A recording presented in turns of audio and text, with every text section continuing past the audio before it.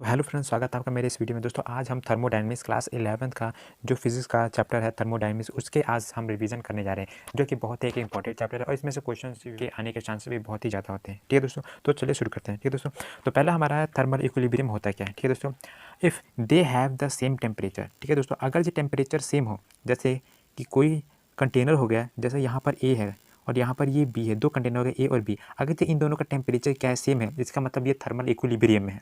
ठीक है, बिल्कुल बिल्कुल जी।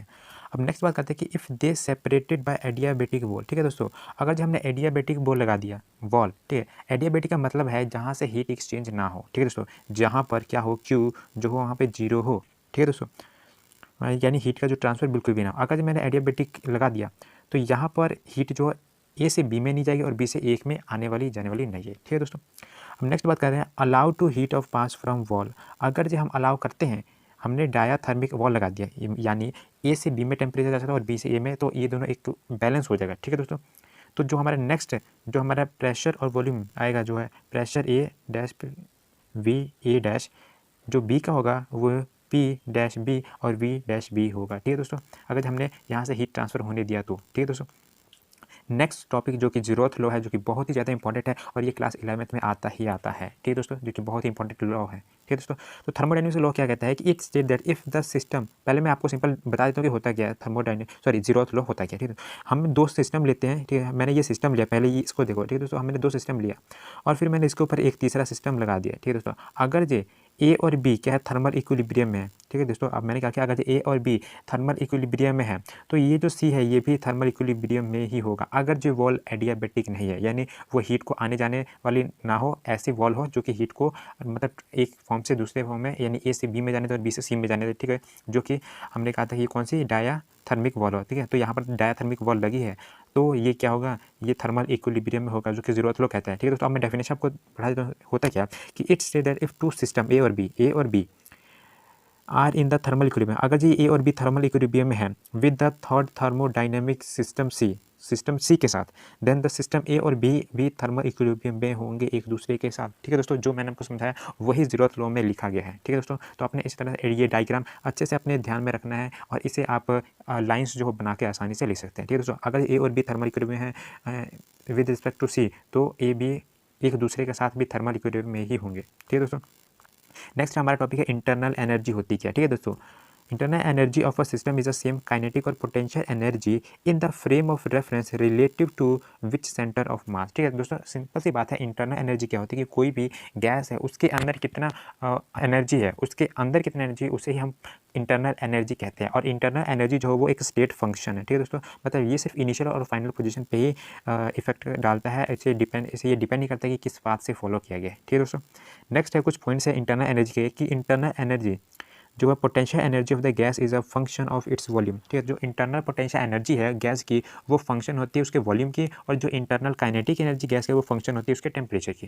ठीक है, तो नेक्स्ट है हमारा, और ये हम देखें साइक्लिक प्रोसेस में क्या होता है, साइक्लिक प्रोसेस में इंटरनल एनर्जी जीरो होती है। ठीक है दोस्तों, तो हर एक टॉपिक कवर कर रहे हैं। ठीक है दोस्तों, यहाँ पे क्या हुआ कि जो साइक्लिक प्रोसेस है, क्योंकि साइक्लिक प्रोसेस में क्या होता है कि ए से ये पॉइंट है ए, ठीक है दोस्तों, और ये पॉइंट है बी, तो यहाँ से ये इस फॉर्म में गया। ठीक है दोस्तों, और वापस यहीं पर ही आ गया, तो इसने तो कोई वर्क तो किया नहीं, जिसकी वजह से यहाँ पर इसका इंटरनल एनर्जी जो है वो जीरो होगा। ठीक है दोस्तों, नेक्स्ट हमारा हीट क्या होता है। ठीक है, तो हमें पता है कोई भी चीज़ गर्म हो तो हम उसे हीट कह देते हैं। ठीक है, लेकिन इसके अंदर फिजिक्स के अंदर इसकी डेफिनेशन, करेक्ट डेफिनेशन क्या है वो उसके बारे में वो हमने लिखना है। ठीक है दोस्तों, it is a mode of energy transfer due to the difference of the temperature between system and surrounding. ठीक है दोस्तों, तो सिस्टम और सराउंडिंग्स के बीच में जो टेम्परेचर का डिफरेंस होता है, जिसकी वजह से हीट जो है वो सिस्टम से सराउंडिंग्स में और सराउंडिंग से सिस्टम में एंटर करती है, उससे ही हम हीट कहते हैं। ये फिजिक्स की लैंग्वेज में हीट की डेफिनेशन है। ठीक है दोस्तों, नेक्स्ट जो है वर्क है, और वर्क का जो डेफिनेशन वो वही है, वर्क जो है फोर्स इनटू डिस्प्लेसमेंट का। ठीक है, वर्क जो क्या होता है फोर्स इनटू डिस्प्लेसमेंट होता है। ठीक है दोस्तों, और यहाँ पे लिखा है कि is a mode of energy transfer brought about the mean that not include temperature. यहाँ पे टेम्परेचर इंक्लूड नहीं होता है, तो आपको याद रखना है कि वर्क जो होता है वो फोर्स इनटू डिस्प्लेसमेंट होता है। ठीक है दोस्तों, आपने याद रखना है। नेक्स्ट जो है हमारा work done by cyclic process. ठीक है, साइक्लिक प्रोसेस के द्वारा जो वर्क डन होता है वो कैसा होता है। ठीक है, कोई भी process in which system returns to its initial position after undergoing series of a change, उससे हम क्या कहते हैं, साइक्लिक प्रोसेस। ठीक है दोस्तों, आपसे डेफिनेशन भी पूछे जा सकते हैं क्लास 11th में कि साइक्लिक प्रोसेस होता है क्या। ठीक है, तो आपने लिखना है कि any process which is return it's initial position, ठीक है, इनिशियल स्टेट या फिर initial position after undergoing series of change, ठीक है, जितनी भी चेंजेस होने के बाद आफ्टर वो इनिशियल पोजीशन में वापस आ गई तो उसे हम साइक्लिक प्रोसेस कहेंगे, ठीक है दोस्तों। जैसे कि gas expand from initial to final after undergoing the change in the pressure and volume, ठीक है दोस्तों। जैसे गैस एक्सपेंड करते हैं इनिशियल से फाइनल पोजीशन तक बिना चेंज के प्रेशर और वॉल्यूम के, अंडरगोइंग चेंज, ठीक है दोस्तों, चेंज के साथ। एंड नेक्स्ट हमारा work done by gas during expansion, ठीक है। तो एक्सपेंशन पे जब एक्सपेंशन होता है तो वर्क डन जो होता है वो कैसे होता है उसके बारे में जो हमारा जो होता है वो वर्क डन 1 जो होता है प्लस वर्क डन 2 होता है, ऐसे ही डॉट डॉट करके वो टोटल वर्क डन हमारा हो जाता है, ठीक है दोस्तों। नेक्स्ट हम पढ़ते हैं आइसोथर्मल प्रोसेस होती है, ठीक है दोस्तों। Isothermal consider N number of an ideal gas containing a cylinder having conducting walls, let जो प्रेशर है गैस का, let P is the pressure of gas, इसकी डेफिनेशन दी हुई है, ठीक है दोस्तों।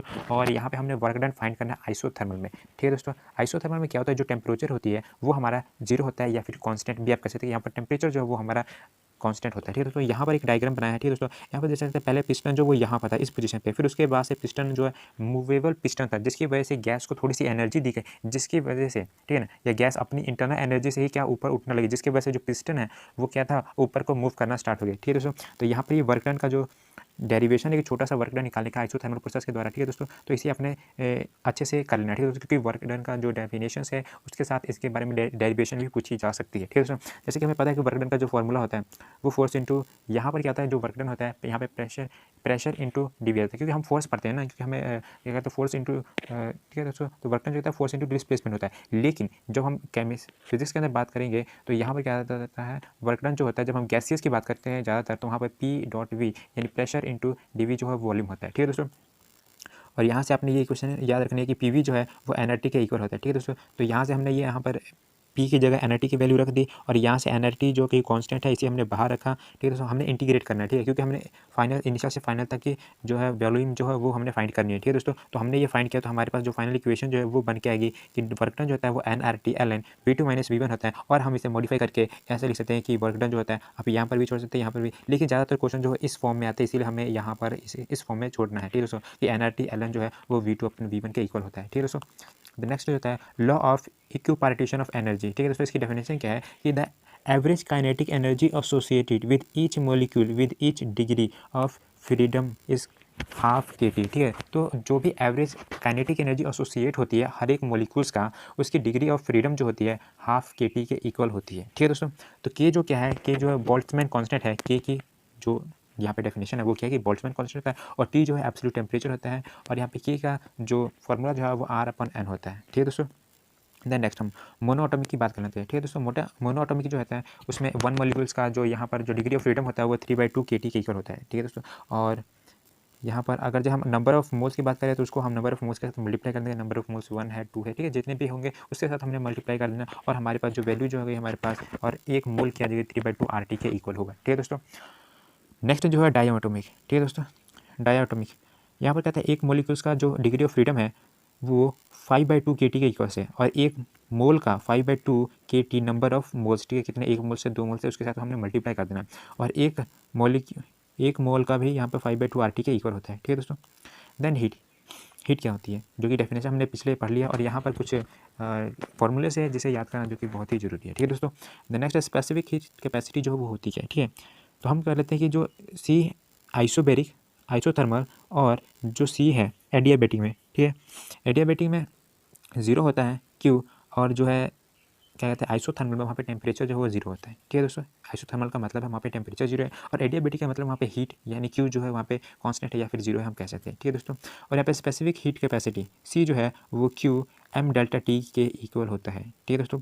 अब हम कांस्टेंट वॉल्यूम की बात कर लेते हैं। तो कांस्टेंट वॉल्यूम जो है एट कांस्टेंट वॉल्यूम पे क्या होता है, जो CV जो है कांस्टेंट वॉल्यूम जो है वो Q/m डेल्टा V के इक्वल होता है, और कांस्टेंट प्रेशर जो है वो CP Q/m डेल्टा T के इक्वल होता है, ठीक है दोस्तों। ये फिर उसके बाद से molar heat capacity of gas की हम बारे में हम बात करें, ठीक है। तो molar heat capacity of gas होता है क्या, the amount of heat required to raise the temperature of 1 mole of a gas, ठीक है दोस्तों, बाय 1 डिग्री, ठीक है।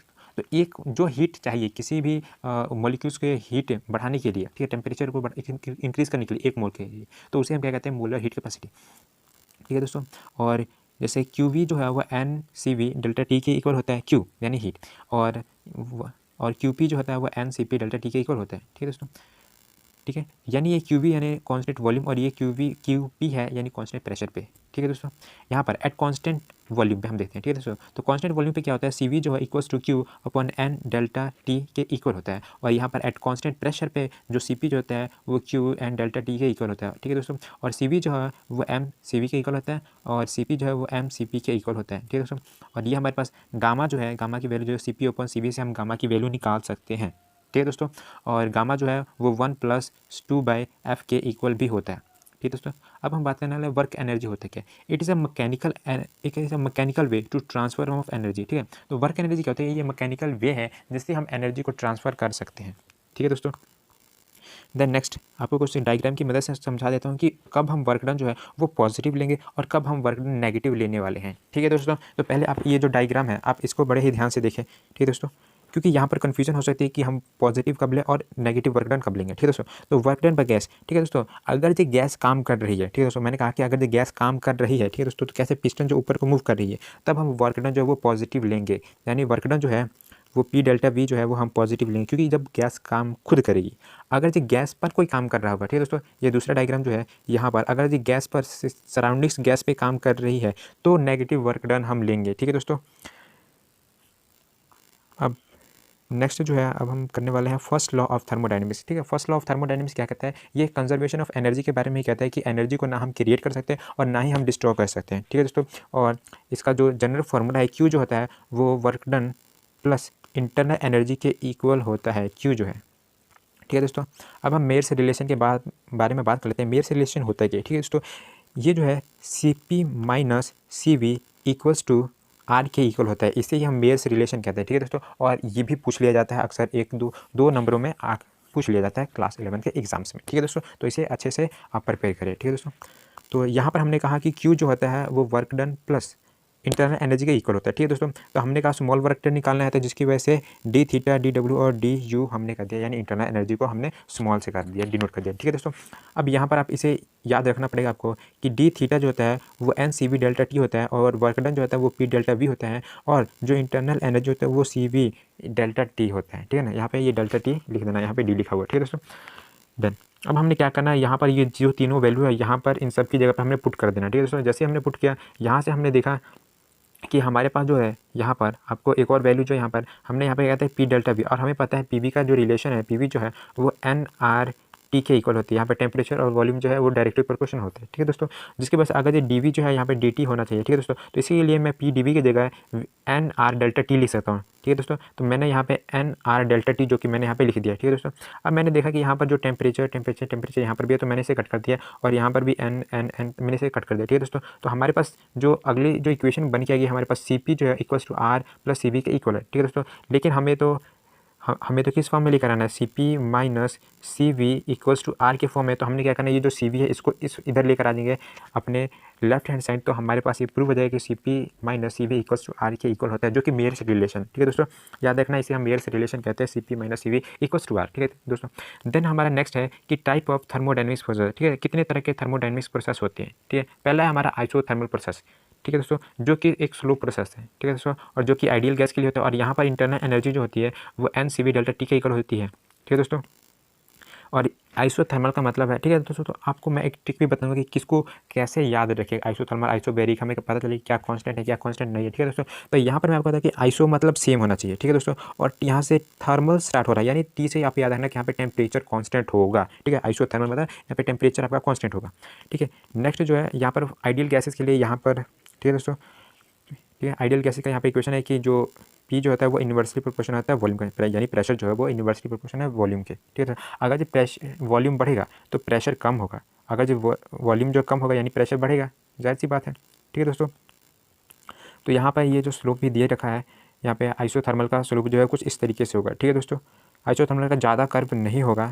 ठीक है दोस्तों, यहाँ पे स्लोप जो होता है पी वी कर्व जो होता है वो D P by D V equals to minus P V के इक्वल होता है। ठीक है, माइनस पी अपॉन वी के इक्वल होता है, ये इसका ग्राफ है आइसोथर्मल का। ठीक है दोस्तों, नेक्स्ट हम बात करने वाले work done by isothermal process. ठीक है दोस्तों, आइसोथर्मल प्रोसेस तो हमने देख लिया, जान लिया क्या होता है। ठीक है, तो अब इसका वर्क डन भी हमें निकालना होगा। ठीक है दोस्तों, क्वेश्चन में कुछ भी पूछ सकते हैं कि आइसोथर्मल से वर्क डन निकालो। ठीक है ना, तो कोई भी क्वेश्चन दे सकते हैं। ठीक है दोस्तों, इसीलिए हमने सारे वीडियोस जो है पूरे वीडियो में सब टॉपिक को इंक्लूड किया है, कोई भी टॉपिक हमने छोड़ा नहीं है। ठीक है दोस्तों, अगर जो कोई टॉपिक छूट गया है तो अगर आपको पता है कि वो आना है तो आप कमेंट सेक्शन में जरूर बताएं। ठीक है दोस्तों, और नेक्स्ट जो है अब हमने वर्क डन निकालना है। ठीक है दोस्तों, ये छोटी सी डेरिवेशन आप इसे निकाल सकते हैं। ठीक है दोस्तों, यहाँ पर आपने फिर से यही रिलेशन याद रखना है कि पी जो है वो एनआरटी के इक्वल होता है, और वर्क डन का जो फॉर्मूला होता है वो कहता है कि पी डेल्टा वी के इक्वल होता है। ठीक है दोस्तों, देन हमने क्या किया, यहाँ पर पी की जगह ये वाली वैल्यू पुट कर दी। ठीक है, यहाँ से हम पी की वैल्यू फाइंड कर सकते थे, और पी की वैल्यू फाइंड करके हमने यहाँ पे पुट कर दिया, और ये एनआरटी जो है कांस्टेंट है, जिसकी वजह से हमने कांस्टेंट को बाहर रख दिया, और हमने लिमिट कहाँ तक रखनी है कि V1 से V2 तक हमने लिमिट देनी है। ठीक है दोस्तों, और dv/dv हमने ये से कर दिया, और हमने यहाँ पर कर लिया, और यहाँ से हमारे पास जो इक्वेशन जो है वो पूरी बन के आएगी कि हमारी जो वर्क डन जो होता है इन आइसोथर्मल में वो nRT log V2/V1 का इक्वल होता है। अगर हम प्रेशर की टर्म में बात करें तो nRT log P1/P2 के इक्वल होता है। ठीक है दोस्तों, अब हम बात करें कि एडियाबैटिक प्रोसेस। ठीक है दोस्तों, adiabatic in which pressure, volume और temperature change but not change of the heat. ठीक है दोस्तों, एडियाबैटिक। ठीक है, एडियाबैटिक में क्या होता है कि जो हीट जो है वो चेंज नहीं होता है। ठीक है दोस्तों, यानी क्यू चार्ज जो है जीरो होता है, जो कि हम पहले भी डिस्कस कर चुके हैं। ठीक है दोस्तों, और क्यू यहाँ पे जीरो है, तो क्यू जीरो होने के बाद जो work done plus internal energy जो है इनका रिलेशन क्या कि वर्क डन जो है वो माइनस का इंटरनल एनर्जी के इक्वल हो जाएगा। ठीक है दोस्तों, अगर जब हम बात करें स्लोप की, एडियाबैटिक प्रोसेस के स्लोप की बात करें तो ये कुछ इस तरीके से होगा। ठीक है दोस्तों, कुछ ज़्यादा ही कर्व होगा। ठीक है, हमने पढ़ा था आइसोथर्मल में थोड़ा सा कर्व था, लेकिन एडियाबैटिक में क्या है, कुछ ज़्यादा ही कर्व है। ठीक है दोस्तों, नेक्स्ट जो हमारा work done in adiabatic process. ठीक है दोस्तों, एडियाबैटिक प्रोसेस से हम वर्क डन कैसे निकालें उसके बारे में। ठीक है दोस्तों, तो ये है पूरा डेरिवेशन, आप इसे देख सकते हैं, अच्छे से कर सकते हैं, आप इसे नोट कर सकते हैं। इसका PDF का लिंक जो है मैं डिस्क्रिप्शन में दे दूँगा और कमेंट सेक्शन में पिन भी कर दूँगा, आप वहाँ से इसे डाउनलोड भी कर सकते हैं, जो कि फ्री ऑफ कॉस्ट है। ठीक है दोस्तों, देन कुछ डेरिवेशन है, आपने याद रखना है कि इनिशियल स्टेट इसकी ये थी और फाइनल स्टेट इसकी ये होने वाली है। ठीक है दोस्तों, तो यहाँ से हमने इनिशियल से फाइनल तक डेरिवेशन किया यहाँ से, और हमें पता है कि PV जो है PV गामा, ये गामा है। ठीक है दोस्तों, इक्वल्स टू कॉन्स्टेंट के इक्वल है। तो अगर जब मुझे सिर्फ P की वैल्यू चाहिए तो P जो होगा वो K अपॉन में, ये जो V गामा है नीचे वो इसको हमें इसे अपॉन में भेज देंगे। ठीक है दोस्तों, इसे भेजने के बाद हम क्या करें, सिंपल सी जो कैलकुलेशन होती है वो हमने यहाँ से कैलकुलेशन आप देख के इसे इजीली सॉल्व कर सकते हैं। ठीक है दोस्तों, और ये सॉल्व करने के बाद आपके पास कुछ ये इक्वेशन आ जाएगी। ठीक है दोस्तों, उसके बाद से आपने ये सॉल्व कर देना है, फिर आपके पास ये इक्वेशन, ये ध्यान में रखना है कि PV गामा इक्वल्स टू के होता है, और P1V1 गामा जो है वो P2V2 गामा इक्वल्स टू के इक्वल होता है। ठीक है दोस्तों, जिसके वजह से मैंने यहाँ से इसे मल्टीप्लाई कर दिया, और मेरे पास जो फाइनल इक्वेशन जो बन के आ गई वो P2V2 माइनस P1V1 और गामा -1 के इक्वल है। ठीक है दोस्तों, और मैं इसे एनआरटी के फॉर्म में भी लिख सकता हूँ। ठीक है, मुझे पता है PV जो है वो nRT के इक्वल होता है। ठीक है दोस्तों, मैंने यहाँ पर ये इसे फॉर्म में लिख दिया और हमारा इक्वेशन जो पूरा सॉल्व हो गया। ठीक है दोस्तों, अब आइसोकोरिक प्रोसेस क्या होता है। ठीक है दोस्तों, ठीक है, तो आइसोकोरिक प्रोसेस वो होता है जहाँ पर जो वर्क डन जो है वहाँ पे जीरो होता है, यानी वॉल्यूम कांस्टेंट होता है। अगर जो वॉल्यूम कांस्टेंट है तो वर्क डन तो होगा ही नहीं। ठीक है दोस्तों, ना वॉल्यूम बढ़ रहा है ना घट रहा है, टेम्परेचर भी नहीं बढ़ रहा है। ठीक है ना, टेम्परेचर तो समय के हिसाब बढ़ रहा है, लेकिन वॉल्यूम जो है वो कांस्टेंट है, जिसकी वजह से यहाँ पे वर्क डन भी जीरो होगा। ठीक है दोस्तों, तो ये होती है हमारी isochoric process. Then isobaric process क्या होता है। ठीक है दोस्तों, यहाँ पर आइसो का मतलब है सेम, और बैरिक बार जो है हम प्रेशर की टर्म के लिए यूज़ करते हैं। ठीक है दोस्तों, यहाँ पर मतलब है कि प्रेशर जो वो हमारा कॉन्स्टेंट है। ठीक है दोस्तों, नेक्स्ट हम बात करें सेकंड लॉ ऑफ थर्मोडायनेमिक्स। ठीक है दोस्तों, तो all the work can be converted to heat but all the heat cannot be converted to work. ठीक है दोस्तों, इसका एग्जांपल मैं आपको देना चाहूँगा कि अगर आप अपने हैंड को रब करते हैं तो यहाँ से हीट जनरेट होती है। ठीक है दोस्तों, लेकिन अगर आप अपने हैंड को हीट दोगे तो वो रब होना शुरू नहीं हो जाएगा। ठीक है दोस्तों, तो यही सेकंड लॉ कहता है कि हम जितना भी काम किए हैं उसको मैं हीट में कन्वर्ट कर सकता हूँ, लेकिन जितनी भी हीट है उसे मैं वर्क में कन्वर्ट नहीं कर सकता। ठीक है दोस्तों, ये कहता है। ठीक है, तो इफिशियंसी जो होता है work done upon heat given होता है, और इंटू में 100 कर देंगे तो हमें भाई परसेंटेज पता चलेगा कितना परसेंट है। ठीक है दोस्तों, ठीक है दोस्तों, तो ये था पूरा वीडियो दोस्तों। अगर आपको वीडियो अच्छी लगी तो वीडियो को लाइक और ऐसे वीडियोस के लिए चैनल को सब्सक्राइब जरूर करें, और इस वीडियो का PDF का लिंक जो मैं डिस्क्रिप्शन में दे दूँगा, और आप वहाँ से जाकर डाउनलोड भी कर सकते हैं। ठीक है दोस्तों, and thanks for watching this video guys.